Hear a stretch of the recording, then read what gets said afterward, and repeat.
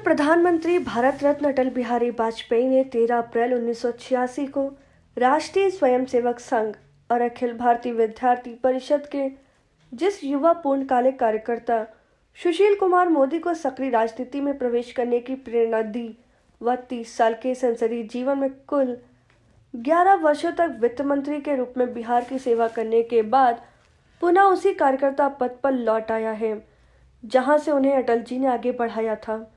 उस दिन अटल जी सुशील मोदी के दाम्पत्य जीवन में प्रवेश पर उन्हें आशीर्वाद देने पटना आए थे। उसके 6 साल बाद 1990 में सुशील मोदी ने भाजपा के टिकट पर पटना मध्य विधानसभा सीट से चुनाव लड़ा और विधायक बने। यह वही वर्ष था जब लालू प्रसाद मुख्यमंत्री बनने के साथ बिहार की राजनीति में तेजी से उभरने लगे।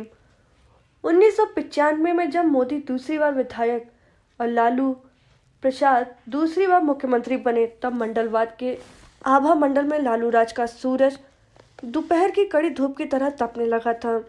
वह उस शासन शैली के चरम काल था जिसमें बिगड़ी कानून व्यवस्था, नरसंहारों के रक्तरंजित सिलसिले, संवैधानिक संस्थाओं के शीलहरण, ढांचागत विकास की उपेक्षा, पूंजी, श्रम, प्रतिभा के महापलायन और भय के वातावरण को देखते हुए पटना हाई कोर्ट ने जंगल राज जैसी टिप्पणी की थी।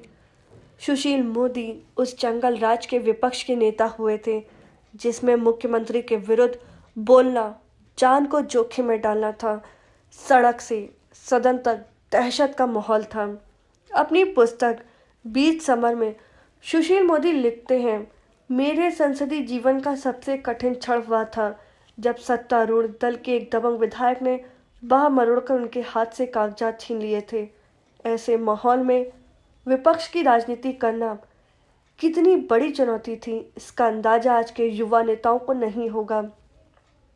सदन के भीतर की घटना के बावजूद सुशील मोदी तत्कालीन शासन के चारा घोटाला, अलकतरा घोटाला, जिसके चलते आज लालू प्रसाद और उनके पथ निर्माण मंत्री जेल में हैं, बीएड डिग्री घोटाला और कुशासन के अन्य मुद्दों पर चुप नहीं हुए, बल्कि लगातार आक्रामक रहे।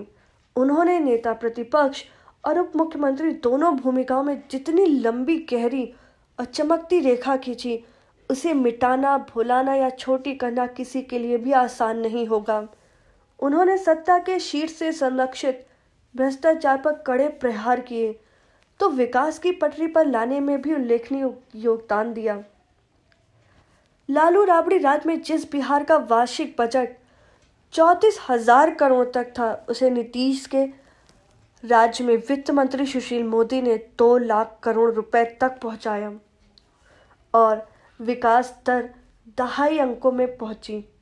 क्या सुशील मोदी ही थे जिन्होंने 2015 में नीतीश कुमार से हाथ मिलाकर सत्ता में लौटे लालू प्रसाद को फिर कड़ी चुनौती दी?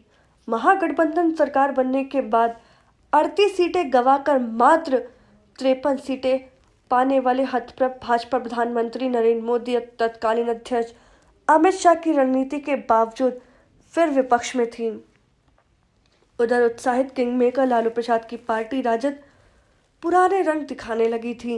2016 में लालू प्रसाद के प्रिय बाहुबली पूर्व सांसद शहाबुद्दीन की भागलपुर सेंट्रल जेल से शानदार रिहाई के साथ जंगल राज 2 के दर्शन होने लगे थे।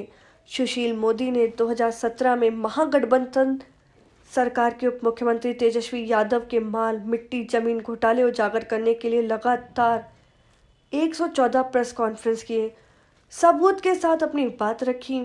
केंद्रीय जांच एजेंसियों को लालू परिवार के जमीन घोटालों से संबंधित कागजात सौंपे।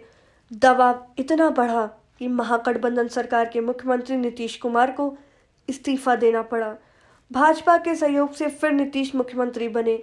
इस अकेले सुशील कुमार मोदी ने महागठबंधन सरकार और उसके जंगल राज 2 की उम्र 3 साल छोटी कर दी। बिहार में शाह युग की भाजपा का वनवास यदि तयशुदा 3 साल से पहले खत्म हुआ तो उसका श्रेय किसे दिया जाना चाहिए? 2020 के विधानसभा चुनाव की प्रचंड सत्ता विरोधी लहर और एनडीए का घर फूंकने वाले चिराग की 2 तरफा चुनौतियों के बावजूद यदि उप मुख्यमंत्री सुशील कुमार मोदी के नेतृत्व में भाजपा 53 से 74 सीट पर आ गई तो क्या इसके लिए उन्हें उपेक्षा का दंड दिया जाना चाहिए? भाजपा का शीर्ष नेतृत्व सुशील मोदी के सकारात्मक पक्षों पर भी अवश्य विचार करेगा। इसलिए बिहार में अटल जी की सर्व समावेशी राजनीति का यह बेदाग उत्तराधिकारी आहत तो है, लेकिन भविष्य के दायित्व को लेकर निराश नहीं। सुशील मोदी के भीतर जूझने और विपरीत परिस्थितियों से संगठन को निकाल लेने का जो इस्पात है, वह ना आसानी से टूटेगा और ना उसमें कभी जंग लगेगी।